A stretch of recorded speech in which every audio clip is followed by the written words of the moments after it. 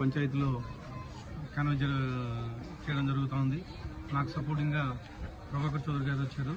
ఇక్కడ ఎక్కడికి వెళ్ళినా కానీ ప్రజలు ప్రభాకర్ చౌదరి గారిని చూస్తూనే అన్న ఈ రోడ్డు మీరు వేసిందే, ఈ డ్రైనేజ్ మీరు కట్టించిందే, ఈ హౌసింగ్ మీరు ఇప్పించిందే అని చెప్పేసి ప్రతి ఒక్కరూ ప్రజలు బ్రహ్మరథం పడుతున్నారు. వచ్చేది తెలుగుదేశం ప్రభుత్వమే, ఖచ్చితంగా నన్ను గెలిపిస్తారని ఆశిస్తున్నాను.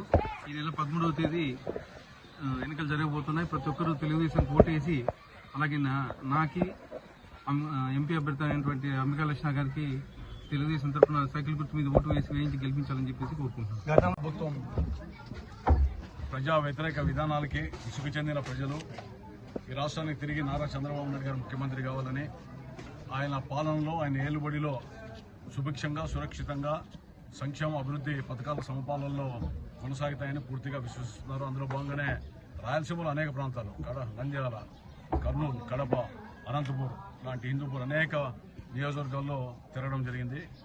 ఇందులో ప్రతి చోటు కూడా చంద్రబాబు నాయుడు ముఖ్యమంత్రి అవ్వాలి. ఆయన ముఖ్యమంత్రి వస్తేనే రాష్ట్రంలో శాంతి భద్రతలకు విఘాతం లేనటువంటి ప్రశాంత వాతావరణంలో ప్రజాస్వామ్యబద్ధంగా సామాజిక పరంగా అన్ని రకాలుగా అభివృద్ధి జరగాలంటే చంద్రబాబు నాయుడు గారే సరైన నాయకుడు, ప్రజానాయకుడు, ముఖ్యమంత్రి అని చెప్పి విశ్వసిస్తున్నారు. అందులో భాగంగానే వివిధ నియోజకవర్గాల్లో కార్యక్రమాలకి ప్రచార కార్యక్రమం నిర్వహిస్తున్నాం. ఈరోజు అనంతపురం జిల్లా అర్బన్లో ప్రసాద్ అభ్యర్థి దగ్గుబాటి ప్రసాద్తో పాటు మేము రుద్రాపేట పంచాయతీలో ఇంటింటి కార్యక్రమాన్ని కొనసాగిస్తూ ఉన్నాం. ఏదేమైనప్పటికీ కూడా ఈ ఎమ్మెల్యేకి, ఎంపీకి 2 ఓట్లు వేయండి సైకిల్ గుర్తుకి. ప్రసాద్ అండ్ లక్ష్మీనారాయణ ఇద్దరికి ఇస్తేనే రాష్ట్రంలో కేంద్రంలో నిధులు తేవడానికి ఉపయోగపడుతుందని చెప్తుంటే ప్రజల్లో కూడా మంచి స్పందన వస్తూ ఉంది. తప్పకుండా గత 5 ఏళ్లలో వైఎస్ఆర్సీపీ ప్రభుత్వం, అందులో అనంత వెంకటరెడ్డి గారు ఎమ్మెల్యే ఉండి ఏదో సంక్షేమ పథకాలు ప్రభుత్వ పరంగా వచ్చే తప్ప అదనంగా కృషి చేసి ఎక్కడ నిధులు తెచ్చినటువంటి మాపన కూడా పదే సుభాష్ రోడ్డు, గుత్తు రోడ్డు 2 చెప్తా ఉన్నారు. ఆ 2 మేమే తెచ్చాం. గట్కారి దగ్గరికి పోయాం.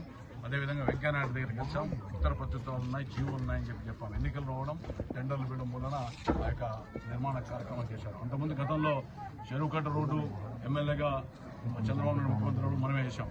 అదేవిధంగా శిల్పారావం నేషనల్ పార్కుని గతంలో డెవలప్ చేశాం. తర్వాత దాన్ని 100 ఎకరాలు చేసి సర్వనాశనం అయితే ముఖ్యమంత్రి చంద్రబాబు నాయుడు నేతృత్వంలో నిధులు తీసుకుని చేశాం.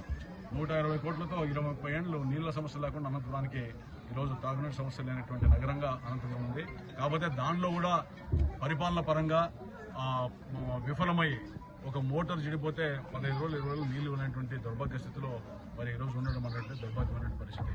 అంతేకాకుండా ప్రభుత్వ ఆసుపత్రుల్లో ప్రతిరోజు మరి ఆకస్మిక తనిఖీలతో పాటు రోజు మందులు ఈ రకరకాలుగా అవన్నీ కూడా మనం సమీక్ష చేయడం, అందులో భాగంగా సూపర్ స్పెషల్ హాస్పిటల్ అంతరంగాలని తీసుకొని వచ్చి నిర్మాణం చేస్తే ఈ రోజు కూడా ప్రాణం వచ్చి చెప్పాలంటే దురదృష్ట పరిస్థితి ఈ అనంతపురం నియోజకవర్గంలో ఉన్నాయి.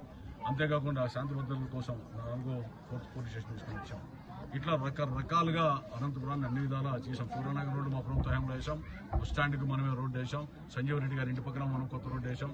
తర్వాత శ్రీనగర్ కాలనీ రోడ్డు కూడా మనమే వేసాం. అంటే ఎక్కడ పడితే అక్కడ కొత్త రోడ్ల నిర్మాణం కేవలం తెలుగుదేశం ప్రభుత్వం, చంద్రబాబు నాయుడు గారు ప్రభుత్వ ఏలుబడిలోనే చేశామని చెప్పి అది ప్రజలందరూ కూడా తెలుసు. నేను ఒకటి వాళ్ళని ప్రశ్నిస్తూ ఉన్నా. ఈరోజు రాష్ట్రంలో ఉష్ణోగ్రత అధికంగా ఉందంటే ఒకరోజు అనంతపురం కూడా 67-68% వస్తుంది. దానికి కారణం చెట్లు ఎక్కడా పెంచుకోవడం. చైర్మన్గా, ఎమ్మెల్యేగా మేము పెట్టిన చెట్లు తప్ప గత 5 ఏళ్లలో ఒక చెట్టు కూడా నాటిన పాపన పోలేదు. ఉన్న చెట్లను కూడా తొలగిస్తూ ఉన్నారు. ఈ విధంగా వాతావరణ కాలుష్యం, ఉష్ణోగ్రత పెరగడానికి కూడా దోహదపడేది.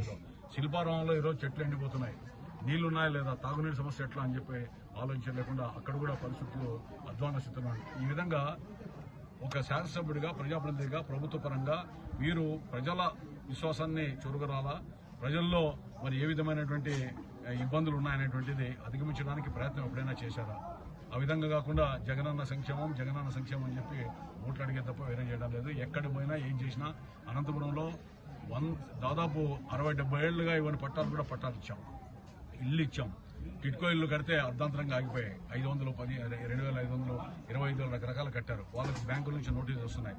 ఎప్పుడైనా శాసనసభలో కానీ లేదా ప్రభుత్వ పరంగానే ఎవరైనా కానీ జగన్మోహన్ రెడ్డి గారు, అనంత వెంకటరామరెడ్డి గారు లేదా జిల్లాల మంత్రులు ఇట్లా టిట్కో ఇల్లు ఇవ్వాలని చెప్పి శాసనసభలో ఎక్కడైనా మాట్లాడారా?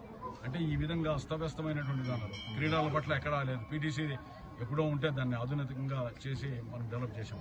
పార్కుల్లో ఓపెన్ జిమ్లు పెడితే నాశనమైన దాన్ని రిపేర్లు కూడా చేసుకుంటున్నాం. ఇట్లా ఈ విధంగా ఎక్కడ పోయినా కూడా అస్తవ్యస్తంగా పాలనా పరంగా దృష్టి పెట్టకుండా ఏదో ప్రజలు ఓట్లేస్తారనేటువంటి భావన సరైనది కాదు. అందుకని ప్రజలు మేల్కొండి అనంతపురం అర్బన్లో మంచి మెజారిటీతో దగ్గోటి ప్రసాద్ గెలిపించాలా, అదేవిధంగా అంబికా లక్ష్యాన్ని గెలిపించాలా. ఈ జిల్లాలో 14కి 12 సీట్లు, వీలైతే 14 సీట్లు కూడా గెలిపిస్తే అనంతపురం మళ్ళీ చంద్రబాబు నాయుడు ముఖ్యమంత్రి అయితే మన అనంతపురానికి భవిష్యత్తులో మరింత జిల్లా ముఖ్య కేంద్రంలో అభివృద్ధి చేసుకోవడమే కాకుండా జిల్లా వ్యాప్తంగా అపరిష్కృతంగా ఉన్నటువంటి హంద్రినేవ కావచ్చు, ఇతరత్ర నీటిపారుదల సౌకర్యం కావచ్చు, లేదా ఇతరత్ర అనేక ప్రాజెక్టులు కావచ్చు, కంపెనీలు కావచ్చు, ఫ్యాక్టరీలు కావచ్చు, అన్ని కూడా తెచ్చుకోవడానికి దోహదపడుతుంది.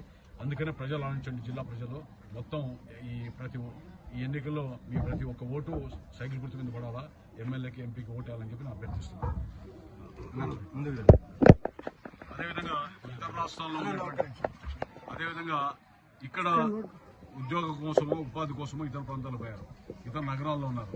మిమ్మల్ని అందరూ కూడా అప్పీల్ చేస్తున్నాం, ఓటు చాలా విలువైనది. ఓటు హక్కును వినియోగించే బాధ్యత మీ అందరూ కూడా వచ్చి 1 రోజు 2 రోజులు శ్రమ అనుకోకుండా మీ యొక్క మనస్సాక్షి ప్రకారం, అదేవిధంగా చంద్రబాబు నాయుడు గారు ముఖ్యమంత్రి కావాలనే ఆలోచన ప్రతి వాళ్ళు కూడా వచ్చి ఓట్లు వేయండి, వేయించండి, గెలిపించండి.